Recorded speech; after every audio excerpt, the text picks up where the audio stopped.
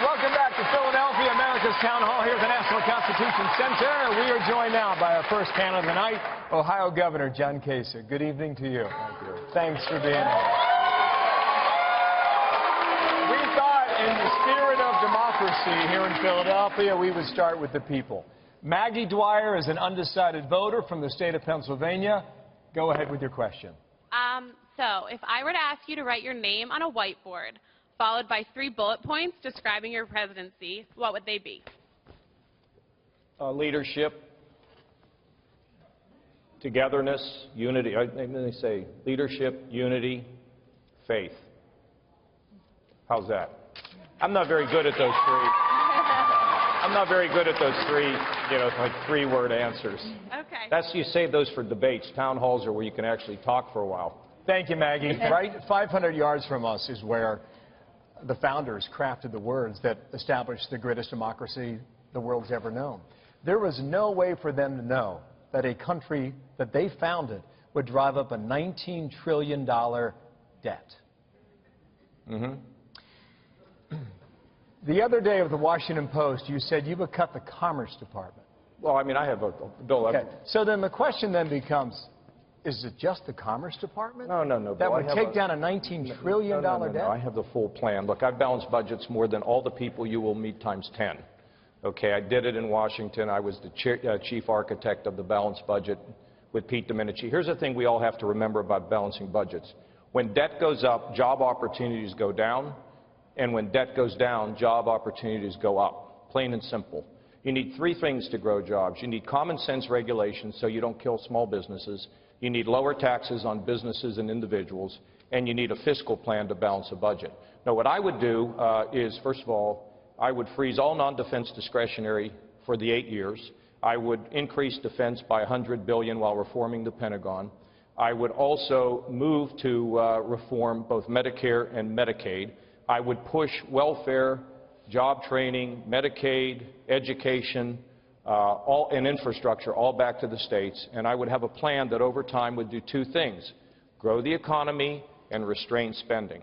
Now, when I went to Ohio, we were 20% of our family budget in the hole, and now we're running a $2 billion surplus, and we're up now 420,000 private sector jobs back from a loss of 350,000. See, what has not happened in this country is we are killing the small business with regulations, we're raising everybody's taxes, and they've blown up our budget with no hope of fiscal control. When you do all that, no wonder why we have terrible economic growth, which has led to hurting the middle class, which has led to income inequality. You've got to do the formula.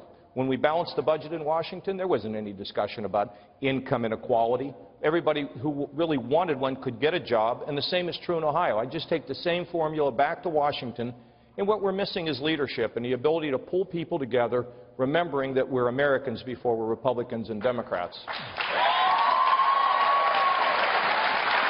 right, Governor, we have another audience question for you, and this one comes from Janelle Burley. Janelle? Hi, I'm a registered Democrat, so I'm just wondering why I should vote for Republican in November. Well, because I have a record of bringing people together, creating economic growth, and making sure that economic growth is not an end unto itself. So, I believe that when you have economic growth, it's like a mom and a dad doing better, the kids can do better. The same thing is when you have economy doing better, you can then reach out. So in our state, we now reach out to make sure the mentally ill aren't sleeping under a bridge or living in prison. We want them treated. We want the drug addicted to be treated. And there are also many programs to prevent people from getting on drugs. We want the working poor to actually be able to take a pay raise or another job without losing their child care.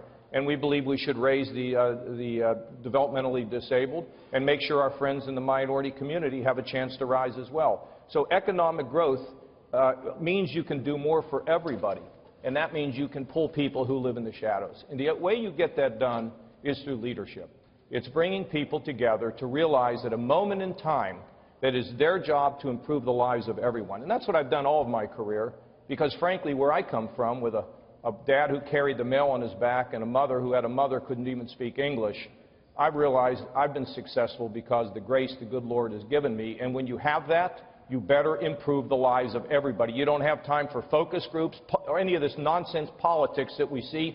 We are lacking leadership who knows how to get things done. So as a Democrat, you know, of course, you should feel comfortable voting for me. And, you know, the funny thing is I have the poll here. By the way, I want to tell you about this. 2 polls. New Hampshire. Hillary Clinton, 48. Ted Cruz, 34. Hillary Clinton, 50. Donald Trump, 31. Hillary Clinton, 36. John Kasich, 50. The same is true. And what's interesting, and you know why that is? I'll tell you why it is. Because I haven't gone to the bombast. I haven't said that we have the apocalypse around the corner, that I think we can bring people together and raise this country. Now, that may not work when people today want their anger being fed, but you know what? It works later when the whole country gets a chance to vote. Because people don't want to live in the ditch. They want to believe that things can get better. They want to believe that their jobs will be more secure and their children are going to have an opportunity to have a better life than what they got from their parents. We all want that. We just need to believe that somebody can unite us and deliver that for all of us and build a team, because it's always also about team. Okay?